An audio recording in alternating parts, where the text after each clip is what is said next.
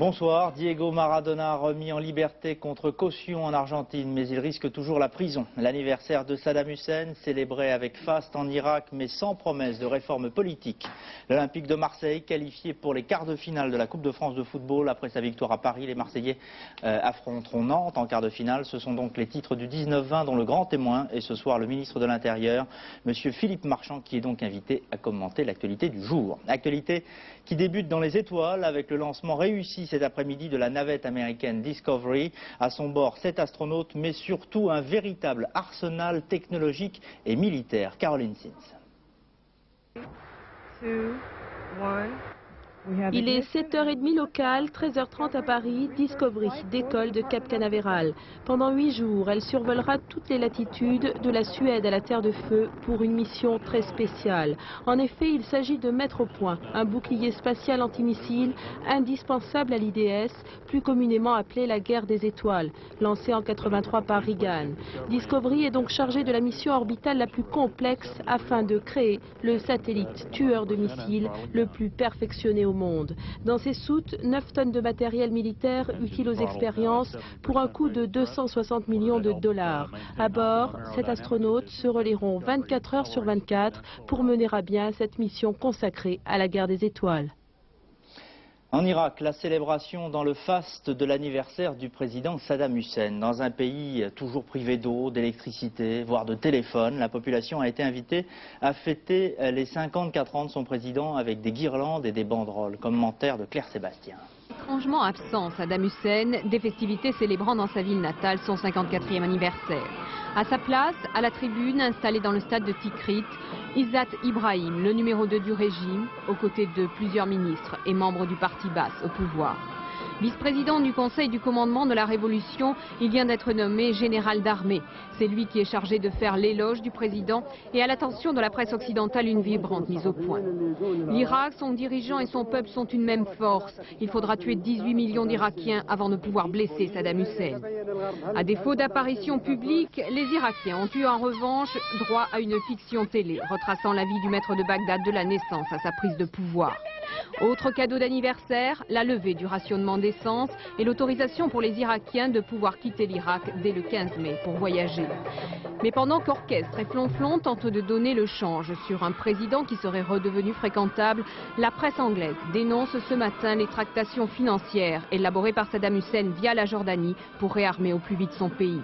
Fournies par la Chine et la Corée du Nord, munitions et pièces détachées auraient déjà été importées en Irak. Philippe Marchand, je voudrais revenir sur ces affirmations de l'Observer ce matin. On en prend d'autres et on recommence, on va réarmer l'Irak, on va laisser l'Irak se réarmer? L'affaire de l'Irak a été source de fausses nouvelles. Souvenez-vous, la guerre va être gagnée en 2 jours. Il a fallu plus longtemps. Il va employer les armes chimiques. Heureusement, on n'a pas vu les armes chimiques. Moi, ce que je voudrais savoir, c'est s'il y a des preuves sur ce qu'affirme l'Observer. Et ce n'est qu'une conviction tout à fait personnelle, mais je pense plutôt qu'il y a là une campagne lancée contre ceux qui n'ont pas voulu aller jusqu'à Bagdad. Or, la France, notamment, et les États-Unis aussi, ont décidé de se borner à appliquer les résolutions de l'ONU, c'est-à-dire, tout simplement, ce qui était prévu, c'est-à-dire à libérer le Koweït. Sur le reste, moi, j'attends à voir. Au nord de l'Irak, toujours, les forces alliées envisagent d'étendre la zone de sécurité mise en place autour de la ville de Zahro pour faciliter le retour des réfugiés kurdes. Chaque jour, plusieurs centaines d'hommes, selon les sources alliées, viennent renforcer les 6000 déjà déployés par les alliés à Silopi, ainsi que dans la zone de sécurité autour de Zahro et dans les montagnes environnantes. Le gouvernement irakien a vigoureusement protesté contre la création, je vous le rappelle, d'une zone protégée dans le nord du pays, affirmant qu'elle constituait une violation flagrante de sa souveraineté. Malgré cette protestation, Bagdad a obtempéré aux ordres des alliés qui ont exigé, vous le savez, la semaine dernière, le retrait des forces armées irakiennes de Zahro. Et puis en bref encore, aujourd'hui à Mondorf-les-Bains, au Luxembourg, les ministres des Affaires étrangères de la communauté ont apporté leur soutien aux initiatives formulées à Paris et à Londres, visant à offrir davantage de garanties aux Kurdes et à faciliter donc leur retour en Irak. L'actualité politique en France maintenant, avec tout d'abord le retour sur les affaires de Jacques Toubon. Le député du RPR était ce soir l'invité du grand jury RTL Le Monde. Il a qualifié la commission d'enquête parlementaire du comble de la tartufferie. Tartuffe, il dit à un moment à Elmire, « Cachez ce sein que je ne saurais voir », alors qu'il bout du désir de la posséder, c'est très clair, c'est toute la pièce. Les socialistes et l'argent, c'est exactement pareil. Mitterrand, l'argent sale, l'argent qui corrompt, etc., le bon apôtre. Et pendant ce temps, dès qu'ils le peuvent, ils mettent la main dessus. Eh bien c'est ça la définition même de la tartufferie. Et il ferait mieux de dire ce que Tartuffe dit quand il est démasqué à la fin du 3e acte, tout le monde me prend pour un homme de bien, en réalité je ne vaux rien. Les socialistes, Olivier Mazerolle, aujourd'hui on peut se poser la question, qu'est-ce qu'il leur reste à gauche? Le portefeuille. Alors, qu'est-ce qui vous reste à gauche à part le portefeuille, Philippe Marchand? Ce qui me reste à gauche, à part le portefeuille, c'est le désir, justement, de voir la classe politique changer de discours.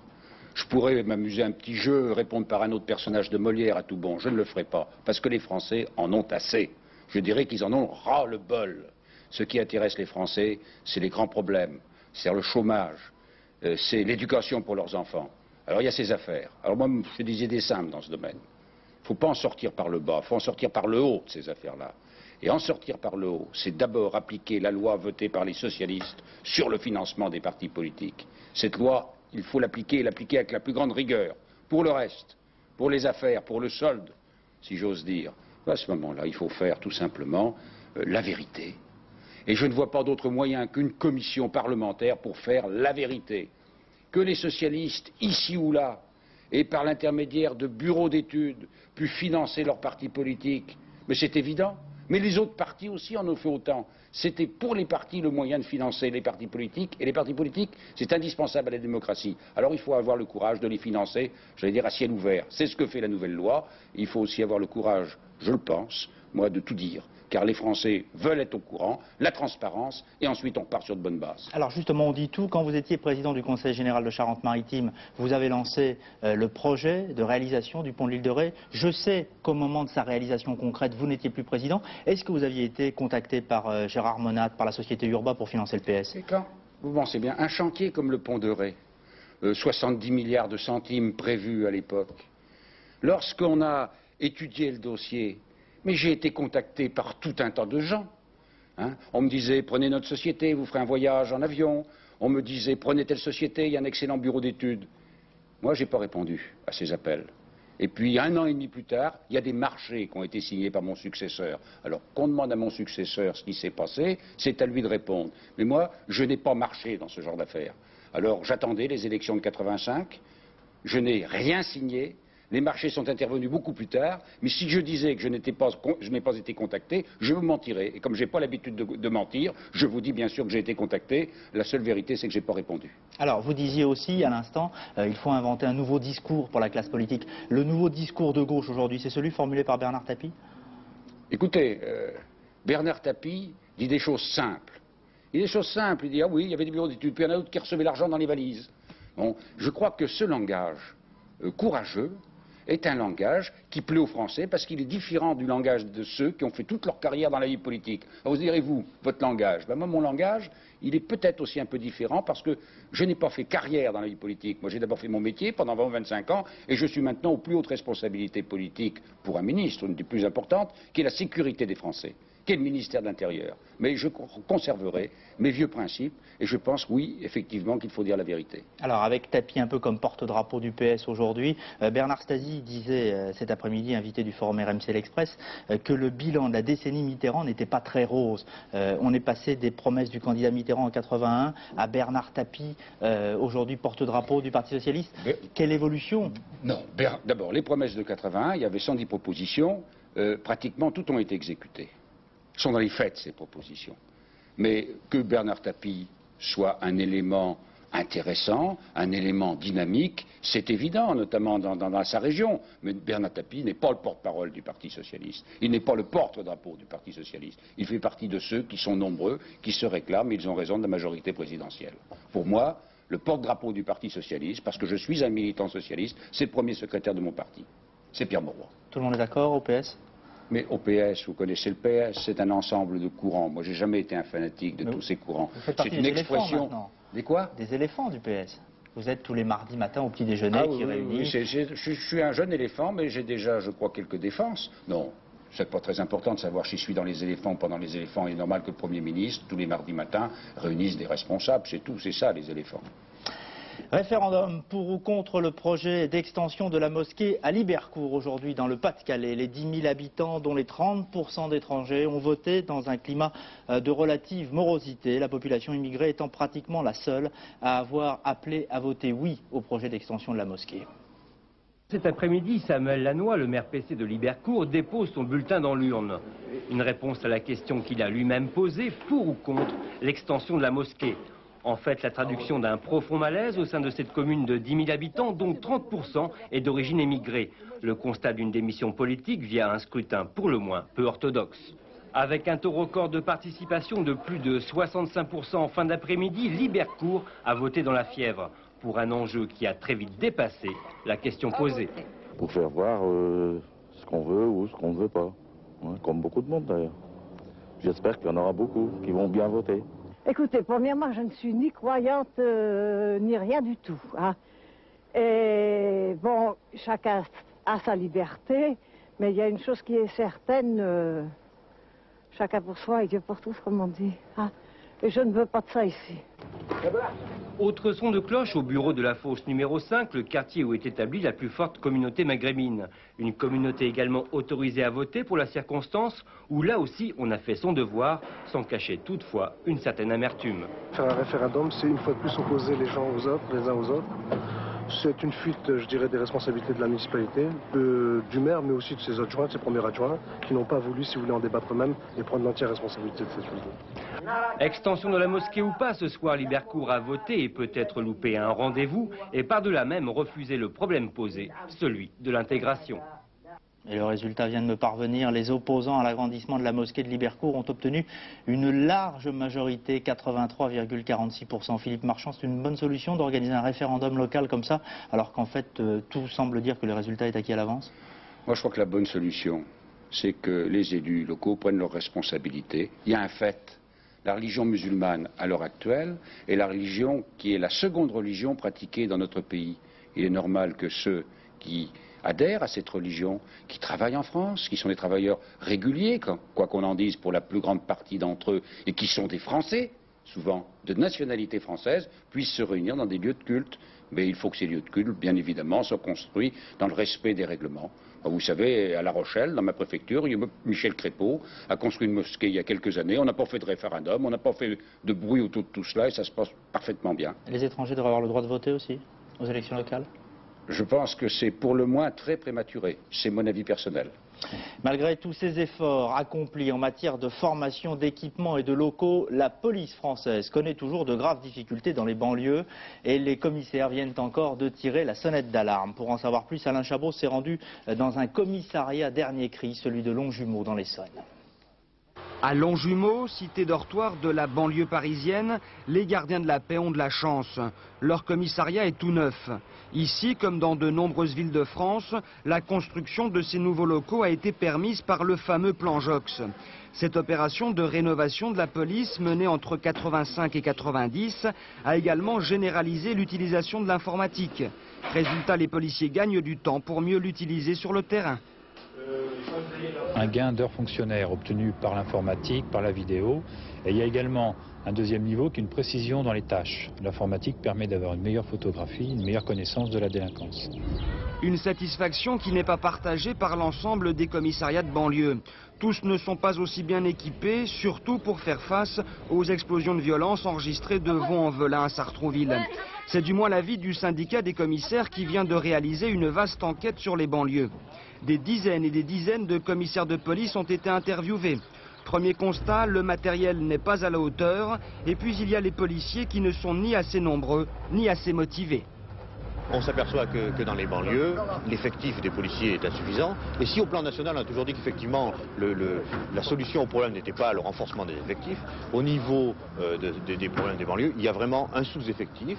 Il y a une question d'emploi des personnels. Il faudrait que des personnels qui sont des gens anciens, qui ont une expérience policière importante, puissent rester dans les banlieues. Mais les conditions de vie actuelles des fonctionnaires font qu'ils ne veulent pas y rester, on les comprend. Les résultats de l'action sur le terrain sont eux aussi passés au crible. Dans les banlieues, priorité est actuellement donnée à la prévention, généralement sous forme d'îlotage. Mais attention, disent les commissaires, cela ne suffit pas. L'îlotage, c'est un rapprochement police-population, mais ça n'est qu'un moyen. Ça n'est pas suffisant, je veux dire, c'est pas la panacée. Il faut un îlotage, plus d'autres moyens de prévention. Mais tous ces moyens de prévention ne sont valables qu'ils sont appuyés sur la répression. Quelle politique choisir et à quel prix? C'est toute la question qui se pose dans les banlieues à risque. Un dossier sous forme de bombe à retardement pour le ministère de l'Intérieur. Alors Philippe Marchand, vous étiez interpellé indirectement hier matin à la une du Figaro. On vous reprochait en clair de préférer la prévention à la répression. En banlieue, on peut éviter la répression aujourd'hui? Non, il ne faut pas éviter la répression. Pour moi, il y a l'équilibre, il y a la prévention, l'îlotage, ça c'est très bien. Et puis il y a aussi la nécessité de juger dans le respect des lois, mais de juger rapidement. Moi, je ne crois pas beaucoup à l'exemplarité de la peine. Par contre, je crois beaucoup plus à la peine qui est infligée dans des délais brefs. C'est le flagrant délit? Pas forcément le flagrant délit. Tenez, je vais vous donner un exemple. Ça s'est passé en Isère. Il y a un employé de ces sociétés de gardiennage qui était armé, alors qu'il n'aurait pas dû être armé, qui a blessé un jeune qui se dérobait, c'est vrai, un paquet de biscuits.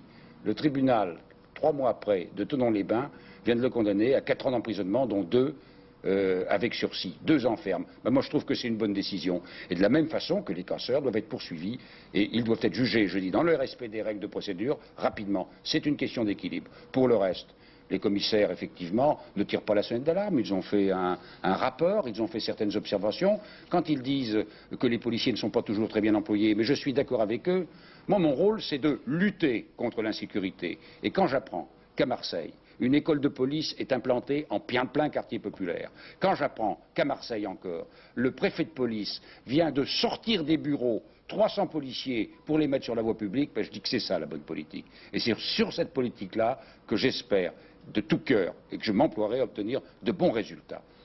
Souvenir maintenant, à l'occasion de la journée nationale de la déportation, quelques 500 personnes ont assisté aujourd'hui à Isieux dans l'Ain à une cérémonie en souvenir de 44 enfants enlevés par les Allemands le 6 avril 1944. 41, je vous le rappelle, avaient été déportés d'Isieux à Auschwitz, 2 avaient été fusillés et un dernier avait eu la vie sauve parce qu'il n'était pas juif. Sur ce sujet, le racisme, l'antisémitisme, c'est un combat prioritaire pour vous, Philippe Marchand?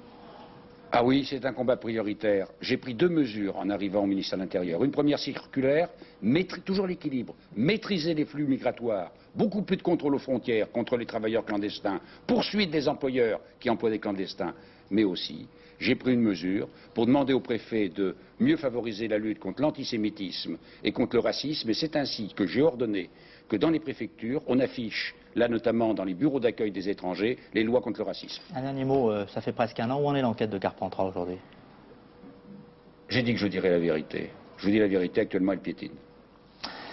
La marée noire en Méditerranée, la Côte d'Azur a passé un week-end de toilettage rigoureux pour éliminer des plages et du fond des criques les résidus pétroliers échappés du Haven dans le golfe de Gênes. À Antibes, reportage de Chantal Fazi.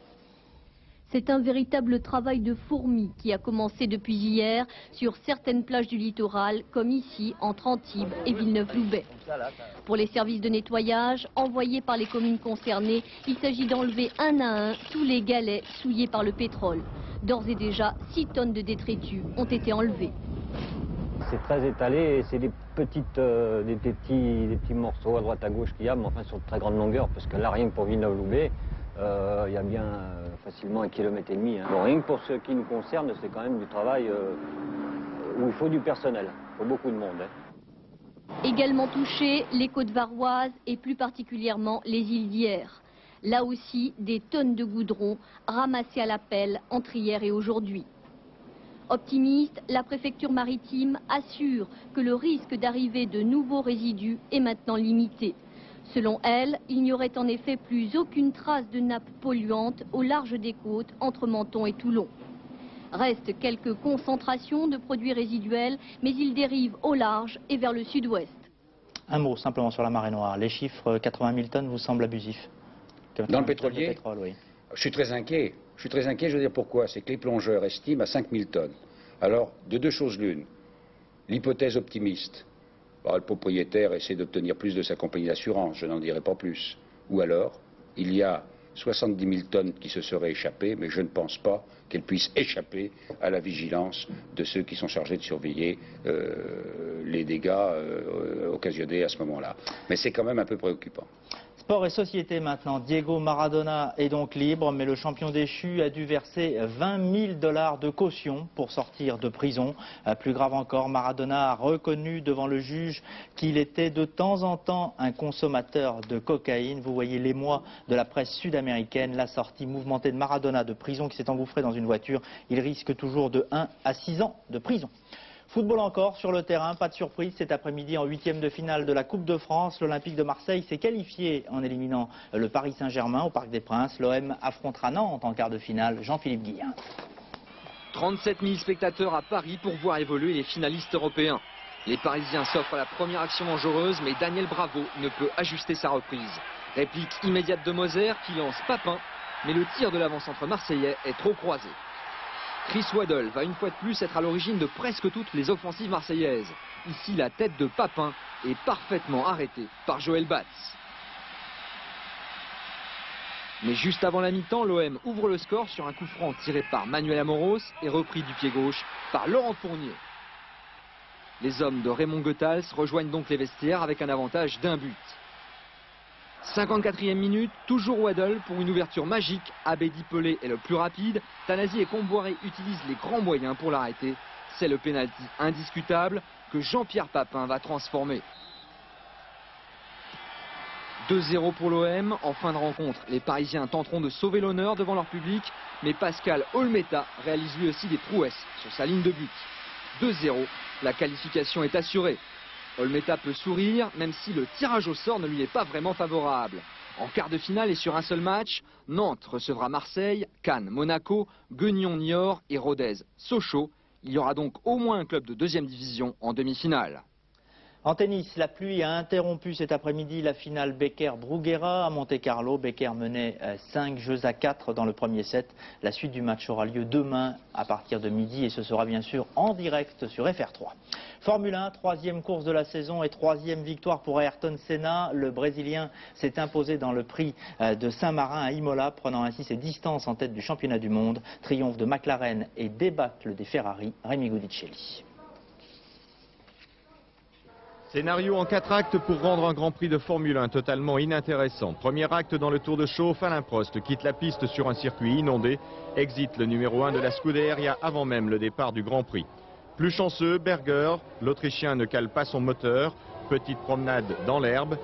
Avant un départ que maîtrise Patrese, suivi de Senna.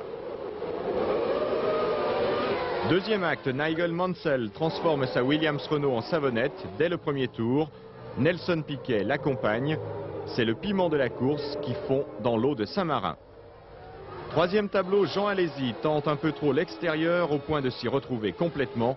Désespoir chez les tifosi, c'est fini pour Ferrari. Quatrième acte enfin, Senna rattrape Patrese et au 5e tour. Normal, la dernière Williams Renault a des problèmes d'allumage. Au stand, le V10 se tait, la course est terminée. Par correction tout de même, signalons les 56 derniers tours parcourus dans l'indifférence générale par Ayrton Senna, suivi de Berger. Promenade de santé pour les 2 McLaren et 3e victoire sur 3 Grands Prix pour le Brésilien qui compte ce soir 21 points d'avance sur Alain Prost au classement du championnat du monde des conducteurs. Enfin rugby, score serré dans les matchs allés des 8e de finale du championnat de France. Le choc du jour a vu la victoire de Toulon sur Bègles dans un match extrêmement houleux où l'on a fait part souvent même de férocité. Toulon s'est imposé devant Bègles sur le score de 18-9. Des coups de pied uniquement de chaque côté. Je vous laisse rapidement découvrir les résultats. Vous remarquerez que seul Montferrand semble avoir acquis sa qualification dès le match aller. Avant de refermer ce journal, Philippe Marchand, ce livre publié aux éditions de la Découverte qui réunit des dessins vous le voyez, de Cabu, de Carleroux, de Conque, attendez, il y a Ciné, il y a Wolinski, Willem. Et une question que je vous pose, peut-on se moquer des socialistes? Il y a le droit à la paresse, il y a le droit à la moquerie. On peut se moquer des socialistes, on peut se moquer de tout le monde, on peut même se moquer de soi-même. Recueil de dessins donc publié aux éditions de la Découverte. Merci Philippe Marchand d'avoir été le grand témoin du 19-20 ce soir. Tout de suite, la météo complète de Michel Touré. Je vous retrouve pour Soir 3 à 22h20. Très bon début de soirée.